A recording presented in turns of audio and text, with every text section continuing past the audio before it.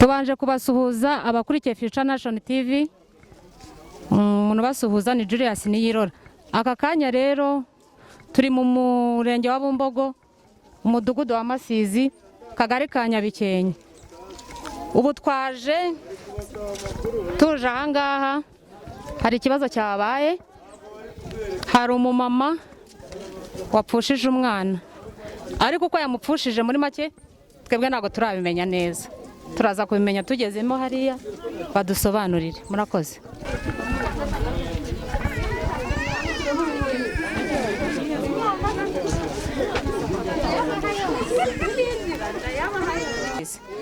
Mwumvise iki?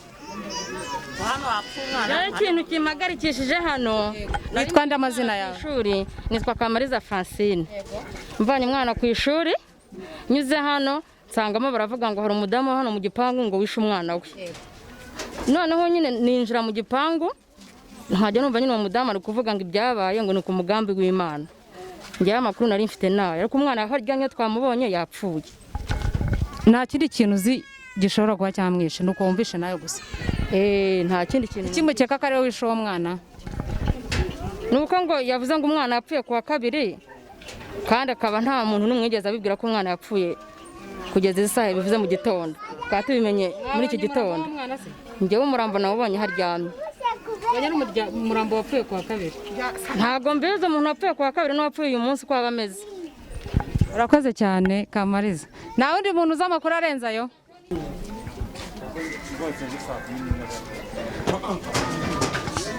Tugeze nyirizina ahabereye ikibazo. Amazina? Nitwa Nsengomuremyi Azarias. Niwe nyirogo hano ahangaha. Hazo byabaye rero, byabaye uko twibonye turi muri iki gitondo, uko nyiri umwana bibonye deja nuko binduru. Ku induru dusoka twirukanga, twari tukiryamye tuza twirukanga. Umudamu asora umwana aramika gatenge hano hasi amurambikaho. Aha duhagaze, aho umugabo ahagaze. Aho umwana yapfuye, yabaye agakara, umwana w'umwaka mwari. Turebye tubona umwana ndebye bongeze ku maso, amaso yagiye. Ndebye umwana yabaye agakara.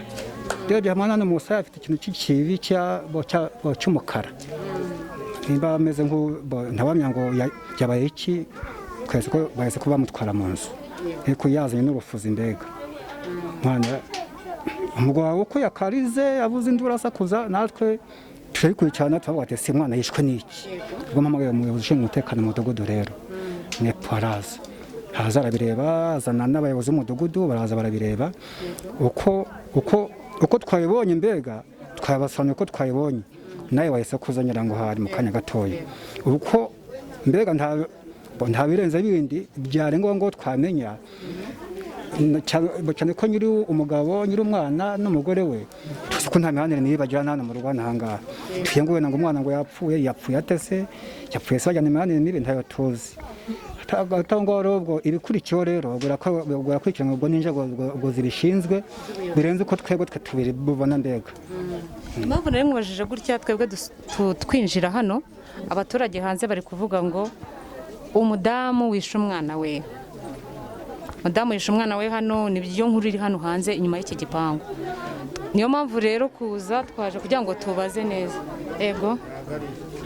Ngo umudamu we yishe umwana we, ntabwo iyo nkuru wahita uvuga ngo urayemeza kuko abaturanyi bari kubivuga.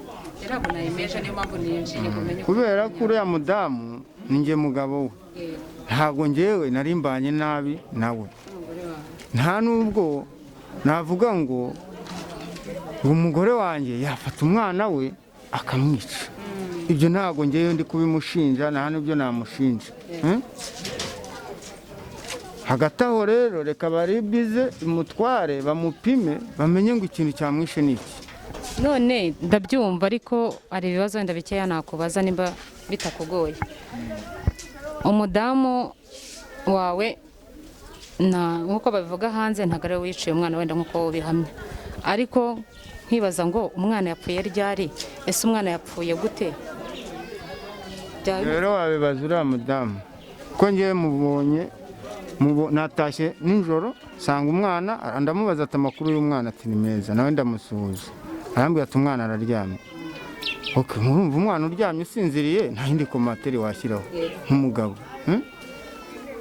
Arateka arangaburira ndarya ajya no kuryama mbere yanjye ko yansize ngewe ndi gusoma igitabo ajya kuryama mbere yanjye ndambiwe gusoma nanjye ajya kuryama.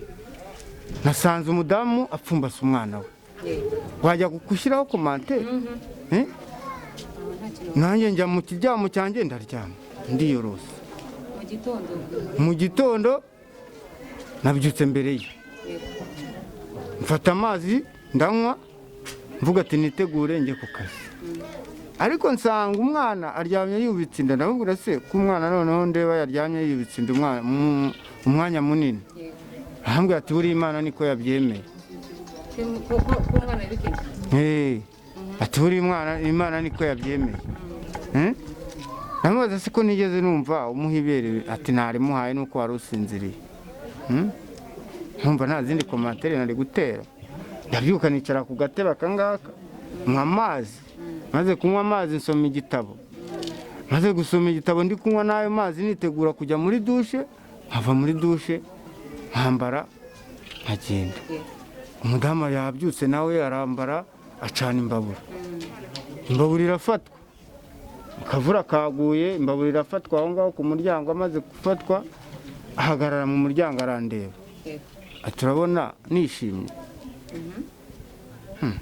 Ndamureba nawe se ko ndeba nta birenze cyane bimeze bite, cyaba kikurakaje ni iki? Ati uretse urabeje birebe impamvu nishimye. Yinjiye mu nzu asohoka hanze, arongera yinjira mu nzu ahita aterura umwana ku buriri, aza ahita amugarika hano hanze. Je nari nyikenye isume, yamugaritse hano hanze ahamagara ati mama Prince ari hehe ngo azarebe. Urumva aramuhamagara aramubura. Urumva undi nawe ntago yari ahari, afite ibyo yari yazindukiyemo yigiramo. Noneho nanjye nasohotse n'isume na cya gitabo nari mfite nza kureba ahagaritse umwana wanjye, mukozeho nsanga umwana yakonje. Niko gushyira induru ya kinyarwanda ku munwa, byahise bindenga. Mvuze induru, aba bantu bose ba hano barabyuka. Ntabwo wabajije umudamu wawe se uko byagenze? Umudamu wanjye se namubajije, singuriye se. Ndamubajije ati kuki umwana yapfuye ntubimbwire. Yapfuye kera cyangwa yapfuye? Ubwo arimo aravuga ko yapfuye kuwa kabiri. Ukamarana n'umurambo mu nzu kuwa kabiri, kuva kuwa kabiri kugeza iki gihe? Ariko ejo abantu bakavuga ngo ejo yari amuhetse. Ni ibintu genda nawe umubaze. Twagera ku mudamu tukareba. Twumvishe inkuru yuko mwagize ibyago byo kubura umwana wanyu, twagira ngo mudusobanure uko byagenze. Twumvishe hari yuko mutwara tubwiye. Hari abandi bantu bagiye icyo babivugaho hano bari bahari? Biziho nta kintu mbiziho, ariko mwicaye nk'abari kuganira. Nari bari kuvugana ariko byibura wenda hari amakuru make y'ibiziho. mu by'ukuri nta makuru arenze naba mbifiteho, kubera ko nanjye manyuze ngenda ngiye mu kazi kanjye, menya ko umuvandimwe cyangwa inshuti yanjye yagize ibyago. Mu muco wa kinyarwanda ndavuga nti reka nanjye ngere muri urwo rugo bagize ibyago nanjye mbatabare. Ni muri urwo rwego rero nanjye mpageze, ngerageza kuvugana n'umubyeyi wabuze umwana we. Mu by'ukuri nta birenze byinshi twavuganye, ariko nawe umwana ntabwo ntiyigeze arwara, yabonye gutyo gusa umwana abaye nk'aho arabiranye. Hamwe no gusenga Imana agira icyizere ko Imana ishobora kongera kumugarura mu mwuka. Murakoze n'ayo makuru makeya. Kuwa kabiri umwana yararabiranye, araceceka, aratuza, ntiyabwira umutware babana ko umwana afite ikibazo. Abika umubiri w'uwo mwana agitegereje yuko Imana imugarura mu buzima. Ndakeka ariko yakubwiye. Yes, ko yambwiye, kuko ntabwo umwana yari yigeze arwara. Ntabwo ariko bivuze.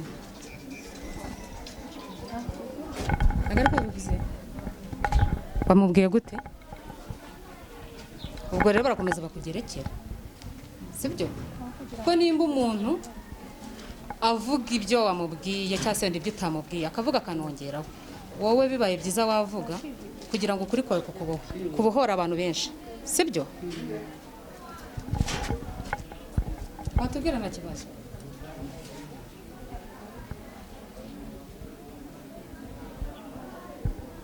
ntabwo bikunda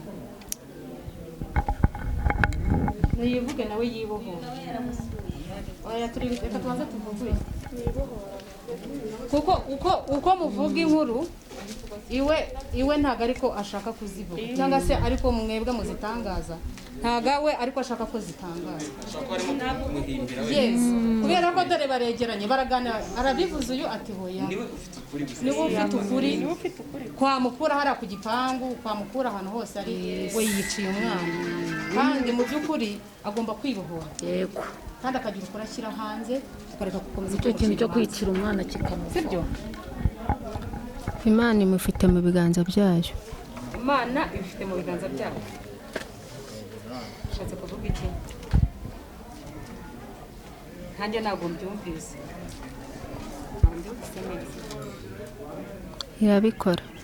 Irabikora. irakora ibikize Ibitangaza. mu buhe buryo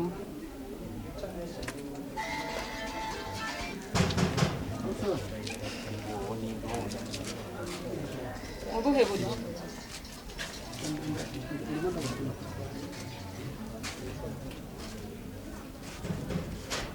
irabikora mu buhe buryo mama Iramugarura. guhera kwa kabiri warize ko umwana Imana izamugarura sibyo barakubeshyera se Igihe ni iki ngiki. umwana wawe yari umwana mwiza yari umwana w'igikundiro sibyo yari umwana w'ejo hazaza igihugu cya kitezeho byinshi umwana wawe uramubuze uracecetse ese mu guceceka gutyo nta byakugendekeye gute kugira ngo uceceke ubike umubiri w'umwana wawe ntubibwire n'umutware wawe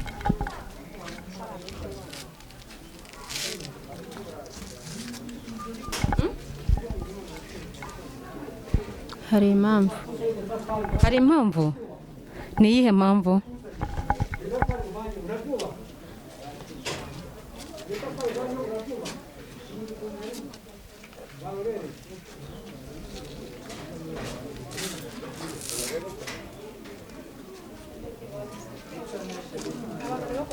ntago abashije kubohoka reka tubaze mugenzi wiwe washaka kutubwira amazina yawe Ya nitwa Mukeranga Claudine. vuga cyane Nitwa Mukeranga Claudine. Uyu mumama yari inshuti yanjye. Ubwo ejo naraje hari ibintu nari nje kureba n'amafaranga 500 yari afitiye. Ubwo nza arampamagara ati ngwino uyatore tinayabonye. Mugabo ye nyine arambwiye ngo amaze kuyamwohereza kuri telefone. Ndaza maze kuza hari ndyamishije umwana wanjye mu rugo arambaza se ngo mama arambaza ngo se mama David umwana wamushyize ndamubwira ati umwana wanjye ati umwana wanjye ati musize mu biraryamye arambwira ati noneho ubwo wasanga wihuta teganguhe ibyari bikuzanye utahe ubwo umwana we sinamurebaga ubwo nahise naha maze gutaha mu gitondo ndafata ariko se mama Debora nk'umuntu tuvugana wahamagara telefone ye nyihamagaye telefone ntiyanyitaba ndafata se mama Debora noneho ndavuga ati nibisanzwe ngenda mura n'undi mumama tuziranye umumama utuye muri iki gipangu arambwira ati ziko Debora yapfuye ndamubwira ati ntabwo bishoboka uyu munsi mu gitondo uri kumva nibwo naje hano hoya nawe nabonye ejo nawe nabonye ubwo nyine yarambaje arambwira ati nari nje gutora nyine ayo mafaranga harambwira ati niba usize umwana aryamye tora amafaranga ugenda udasanga umwana yakangutse ubwo rero itanaha maze gutaha umumama wo mu iki gipangu niwe twahuye arambwira ati mama Divi twamenye mushuti wawe ibintu byabayeho ndamwita isi biki umwana yapfuye njyewe naje meze gutya nje kureba uko ibyo yambwiye ari ukuri njyewe nibyo nzi gusa nta kindi narenzaho nta kindi narenzaho. abantu batuye hano se ntabwo badufasha abaturanyi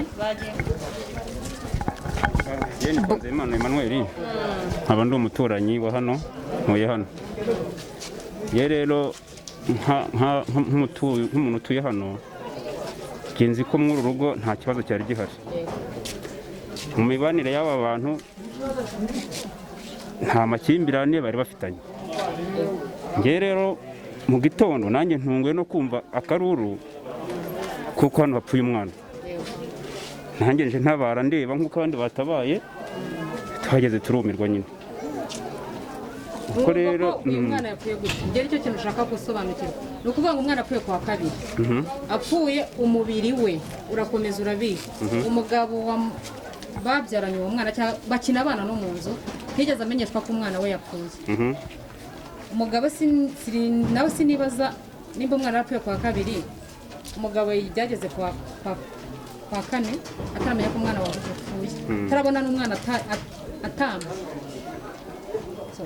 Ibyo ngibyo ntabwo mbitinda ariko gahunda yo kuwa kabiri umwana apfa kugeza iki gihe yewe muyizihiye. Urumva twe ni ikibazo natwe cyaducanze kuko umugabo we aravuga ati ngewe ejo hashize ntagiye ku kazi siko umwana ari muzima nanamuteruye, ngarutse umugore aranyakira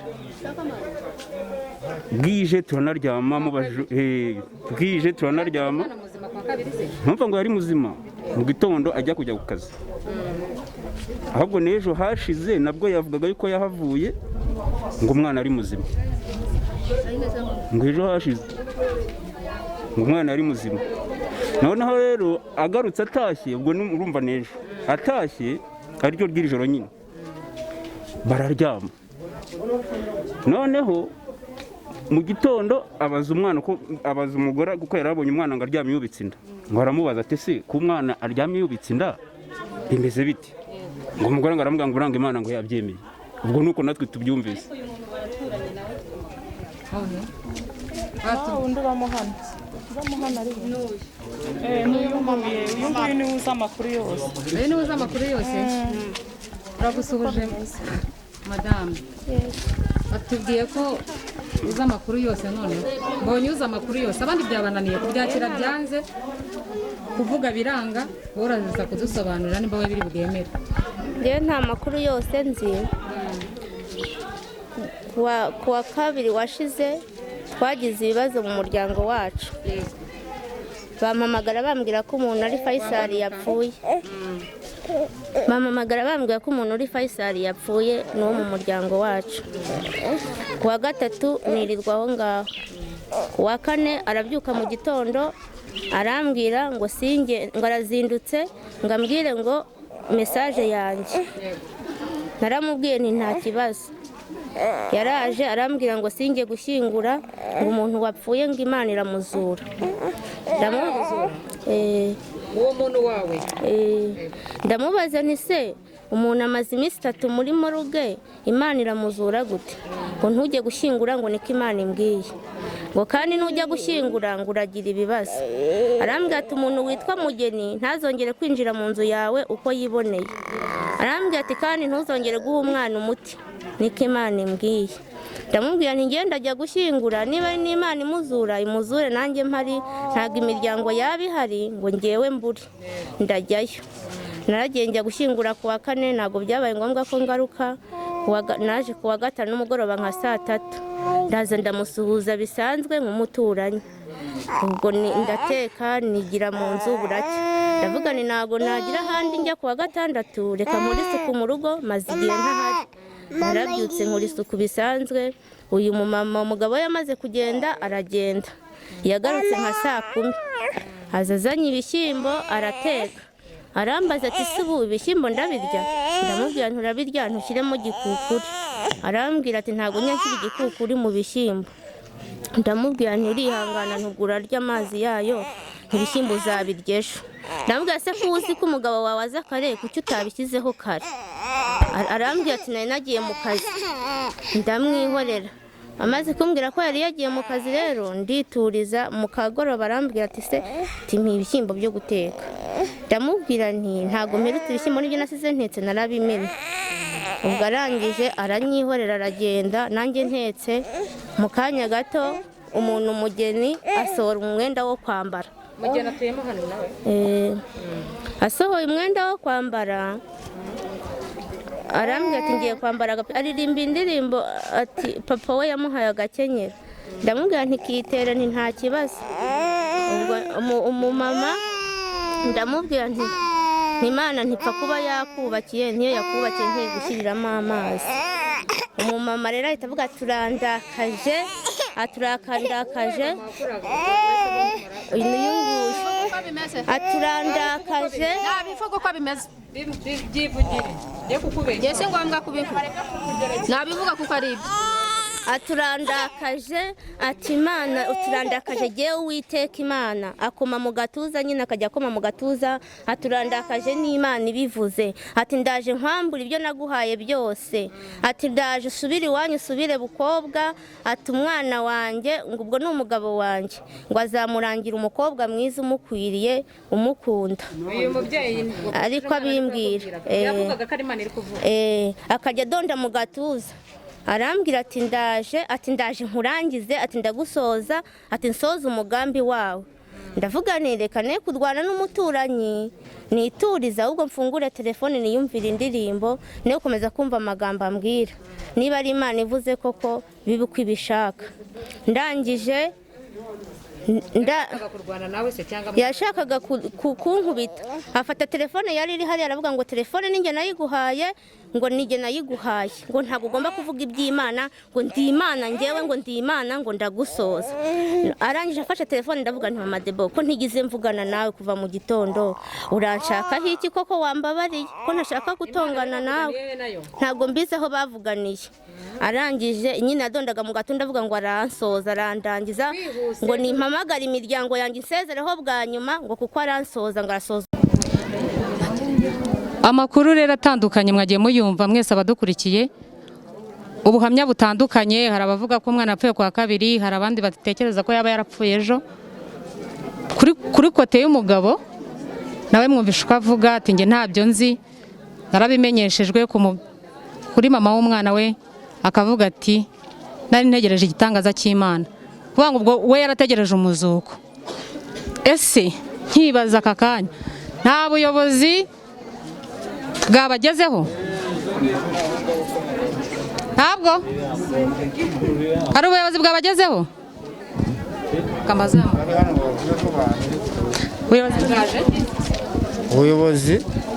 ubuyobozi bwahageze n'ubw'inzego z'ibanze, umuyobozi w'umudugudu, ubuyobozi bw'inzego z'ibanze rwose. Ntabwo ku kagari mwabonye? ku kagari ntabwo nabonye. Kuko ngo mutegereje? Tegereje RIB kwiza igatwara umwana akajya kureba icyo yazize. Abari bakurikiye Future Nation TV turabasezeye, mwakoze badusoreje, murakoze cyane abari badukurikiye. Ciao, bye, shalom.